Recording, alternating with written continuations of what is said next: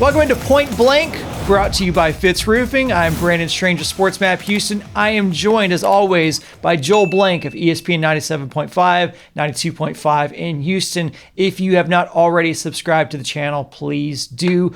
Joel, wanted to get you in to talk about some Texans. SI just had an article quoting John McClain saying that the Texans are set on bringing back Will Fuller next season, either by signing him or using the franchise tag. Now, obviously, there are some Deshaun Watson implications here, but before we get into that, I just want to get your thoughts on bringing back Fuller.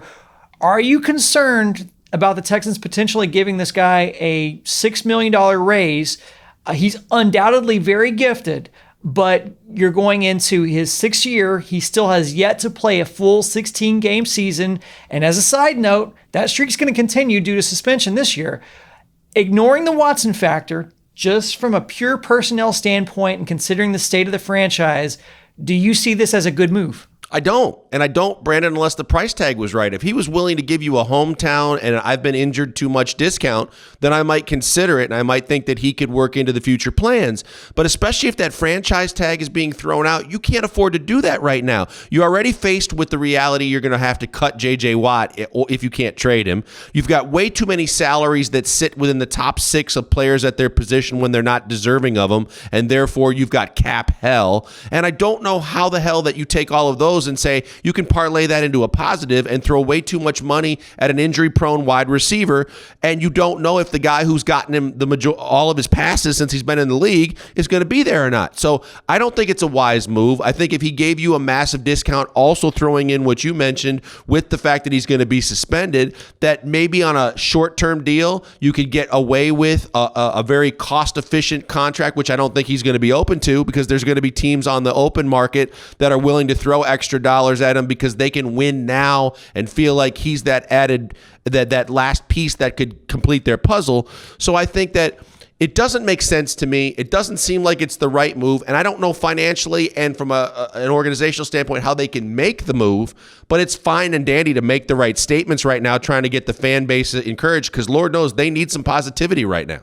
I want to dig a little bit more into that cap and kind of talk about the implications of what that would look like. But before we do that, tell us about Fitz Roofing. Yeah, I mean, Fitz Roofing, the best in the business in commercial and residential roofing. And the good thing is that you're getting an expert in Corey and his staff. He's the vice president of the Houston Roofers Association for a reason. They're good at what they do, and they want to tap into his knowledge. You can too. 832-521-3001 gets you a free no-obligation inspection today. It costs you nothing, and they'll tell you exactly how they can make your roof better. Check them out. Fitz Roofing, making a difference one home at a time.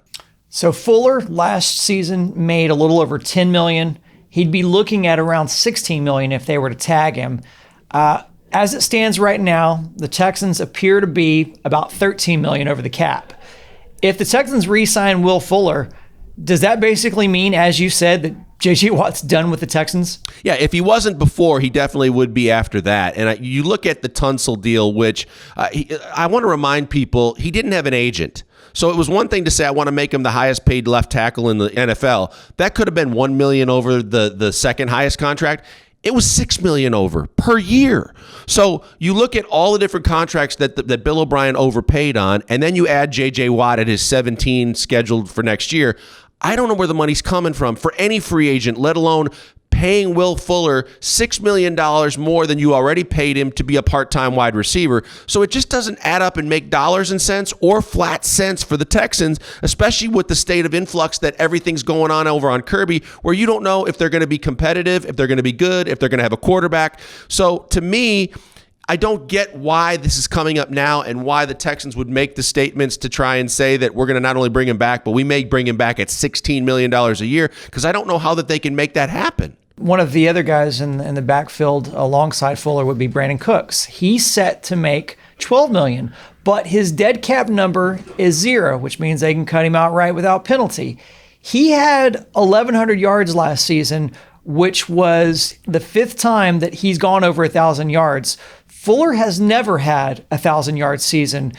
Brandon Cooks is a great receiver, but maybe more importantly, he's rumored to be a Jack Easterby guy. Oh, he is. Do you see the Texans keeping Cooks? He went out even in his first press conference to say that Jack Easterby was one of the main reasons he was with the Houston Texans, and he loved him some Jack. And obviously Cal also loves him some Jack. So if Jack still loves Cooks will be back, even though I don't know that I'd say he's a great receiver. I think he's still a good receiver. I don't think he's worthy of $12 million a year. But as you said, I think he's more a cap casualty that you'd have to consider simply because of the fact that number, if you get rid of him, costs you nothing as opposed to other guys.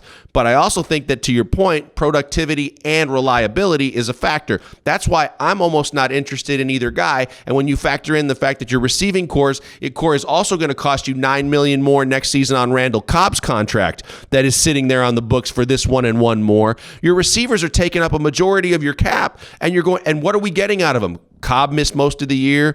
Again, Fuller missed time. Yeah, Cooks was there and he did some things, but he's going to need help. I just think that there's a complete retool that needs to happen. And the reality for Texans fans is you have to press the restart button and press it quickly, and tough decisions are going to have to be made. If it means that you have to clear out as a majority of your big name players because it's going to be a year where you're absolutely going to suck, but you'll reap the benefits in the draft because you have your own picks, you have to do it, because this team is not going to be a playoff team. It's not going to compete for a championship.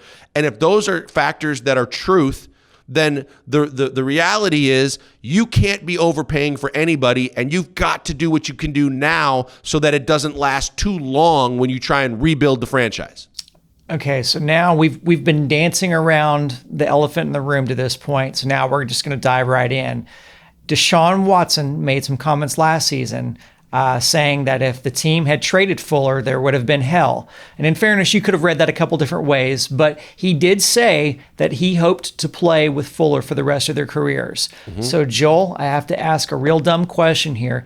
Is keeping Fuller the right move if it can help quell that tension between Deshaun and the front office? We'd have to hear from Deshaun to know that for sure, Brandon. And I'd like to hear from Deshaun. And I'd like to have both sides meet so they could actually have a civil conversation to try and figure out if it's irreconcilable differences or we can actually move on. Because if bringing back Tim Kelly as your offensive coordinator and bringing back Will Fuller because it's Deshaun's favorite receiver means that Deshaun is actually going to live up to his contract and be here, then yes, he is that kind of a franchise player that I would have to consider it, because I know how much he means to me and I know how much I want him to be a Texan.